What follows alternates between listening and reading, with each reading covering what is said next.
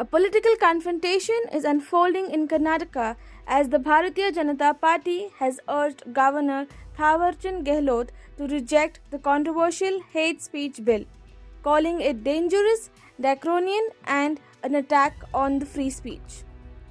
A delegation of BJP legislators met the governor in Bengaluru and submitted a memorandum demanding that he withhold assent to the bill, warning that it could be misused as a political weapon. Opposition leaders alleged that the proposed law gives sweeping powers to the state government and police, risking misuse against dissenting voices, political opponents, and the media. The BJP also raised concerns over what is called the erosion of law and order in the state, citing incidents of police excesses and alleging selective action against opposition workers. They argued that the bill threatens constitutional freedom and could silence criticism under the guise of regulating hate speech. The party claimed that instead of addressing real governance issues, the government is pushing legislation that centralizes power and weakens democratic safeguards. As the bill awaits the governor's decision, Karnataka finds itself at the center of a heated debate. Is this a necessary law to curb hate or a tool that could curb voices? ಗೌರವಾನ್ವಿತ ರಾಜ್ಯಪಾಲರನ್ನ ಭೇಟಿ ಮಾಡಿ ಕರ್ನಾಟಕದಲ್ಲಿ ಆಡಳಿತ ಕುಸಿದೋಗಿ ಗೂಂಡಾ ರಾಜ್ಯ ಆಗಿದೆ. ಹೇಳೋರು ಕೇಳೋರು ಯಾರೂ ಇಲ್ಲದ ಪರಿಸ್ಥಿತಿಯಲ್ಲಿ ಒಂದು ರೀತಿ ಜಂಗಲ್ ರಾಜ್ಯ ಆಗೋಟಿದೆ ಕರ್ನಾಟಕ. ನೀವು ಕರ್ನಾಟಕದ ಮೊದಲ ಪ್ರಜೆಯಾಗಿ ಎಲ್ಲ ಆದೇಶಗಳು ನಿಮ್ಮ ಹೆಸರಲ್ಲೇ ಹೋಗ್ತಾ ಇದೆ. ಆ ದೃಷ್ಟಿಯಿಂದ ಕರ್ನಾಟಕವನ್ನು ಈ ಗೂಂಡಾ ರಾಜ್ಯದಿಂದ ಕಾಪಾಡಿ ಅಂತೇಳಿ ಗೌರವಾನ್ವಿತ ರಾಜ್ಯಪಾಲರಿಗೆ ಮನವಿಯನ್ನು ಕೊಟ್ಟಿದ್ದೀರಿ.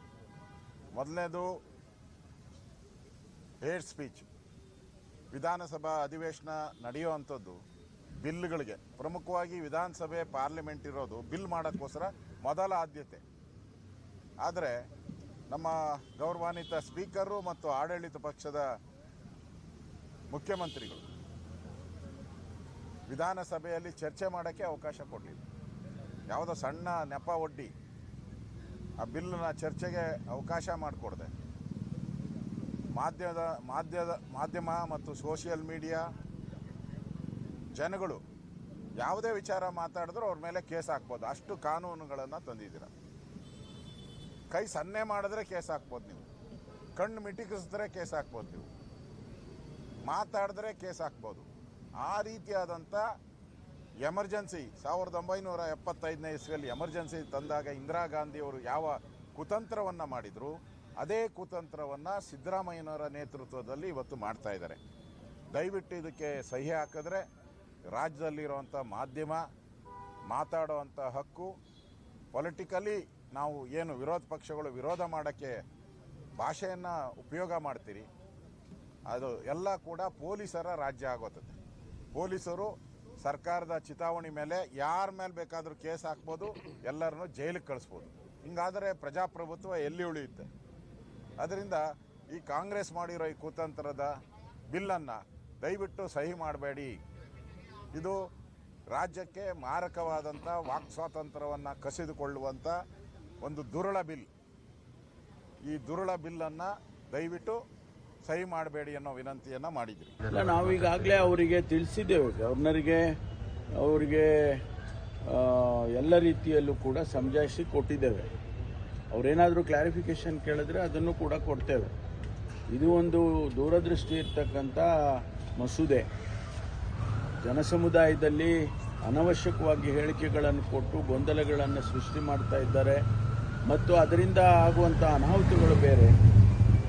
ಅನೇಕ ರೀತಿಯಲ್ಲಿ ಅದರ ಇಂಪ್ಯಾಕ್ಟು ಸಮಾಜದ ಮೇಲೆ ಬೀಳುತ್ತೆ ಅಂತೇಳಿ ಅದನ್ನು ಭಾಳ ಚರ್ಚೆ ಮಾಡಿ ಆನಂತರ ನಾವು ಆ ಬಿಲ್ಲನ್ನು ತಂದಿದ್ದೇವೆ. ಸದನದಲ್ಲೂ ಕೂಡ ನಾನು ಮಂಡನೆ ಮಾಡುವಂಥ ಸಂದರ್ಭದಲ್ಲಿ ಅದನ್ನು ಎಕ್ಸ್ಪ್ಲೇನ್ ಮಾಡಿದ್ದೇನೆ. ಅಸೆಂಬ್ಲಿಯಲ್ಲಿ ಹೇಳುವಾಗ ಎಕ್ಸ್ಪ್ಲೇನ್ ಮಾಡಿದ್ದೇನೆ. ಅಷ್ಟರಲ್ಲಿ ಗಲಾಟೆ ಮಾಡಿದ್ದಾರೆ ಭಾರತೀಯ ಜನತಾ ಪಾರ್ಟಿಯವರು, ವಿರೋಧ ಪಕ್ಷದವರು. ಹಾಗಾಗಿ ಇವತ್ತು ಆ ಬಿಲ್ಲನ್ನು ನಾವು ಪಾಸ್ ಮಾಡಿಕೊಂಡು ಗವರ್ನರಿಗೆ ಕಳಿಸಿದ್ದೇವೆ. ಅವರಿಗೇನಾರ ಕ್ಲಾರಿಫಿಕೇಷನ್ಸ್ ಇದ್ದರೆ ಕೇಳ್ಬೋದು, ಅದಕ್ಕೆ ನಾವು ಉತ್ತರ ಕೊಡೋದಕ್ಕೆ ತಯಾರಿದ್ದೇವೆ.